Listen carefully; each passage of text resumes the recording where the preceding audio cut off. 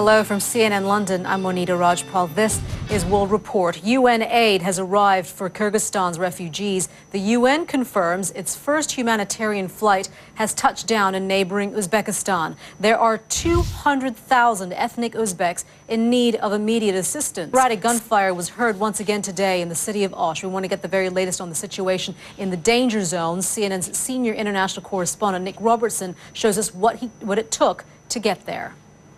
We want to bring you some background on the region affected here. Kyrgyzstan is a poor, landlocked country of about 5 million people. It is bordered by China, Kazakhstan, Uzbekistan, and Tajikistan. The Kyrgyz ethnic group make up about 70% of the population. Many live in the north around the capital of Bishkek, while the minority Uzbeks live mainly in the south, the scene of ethnic violence around Osh and Jalalabad.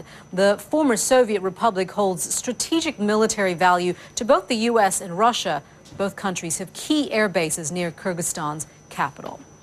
We want to bring you up to date on some of the other stories that we're following this hour here on World Report. 6 earthquakes struck northern Indonesia. In just a few hours, U.S. President Barack Obama goes face-to-face with the bosses at BP. The meeting comes just after promising Americans. BP released a statement after Mr. Obama's televised address. The company says, "We share the president's goal of shutting off the well as quickly as possible, cleaning up the oil and mitigating the impact on the people and environment of the Gulf Coast." We look forward to meeting with President Obama for constructive discussion about how best to achieve these mutual goals. Well, the spill's hardest hit region is along the Louisiana coast, and we want to go live to Chris Lawrence in New Orleans in just a couple of minutes. But first, we take it to Ed Henry, who joins us live from Pensacola, Florida, on the president's tough talk and the promises that he made. Ed.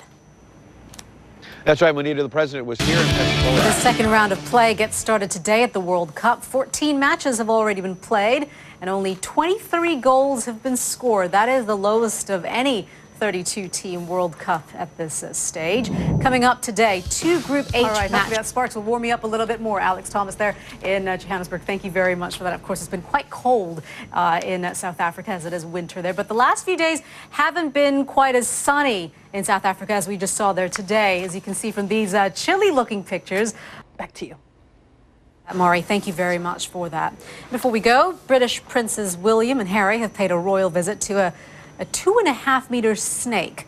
The princes had I don't know if you call it a quick cuddle, but it looked like it. I'm Monita Rajpal in London. World Sport is next with live coverage from the World Cup in South Africa.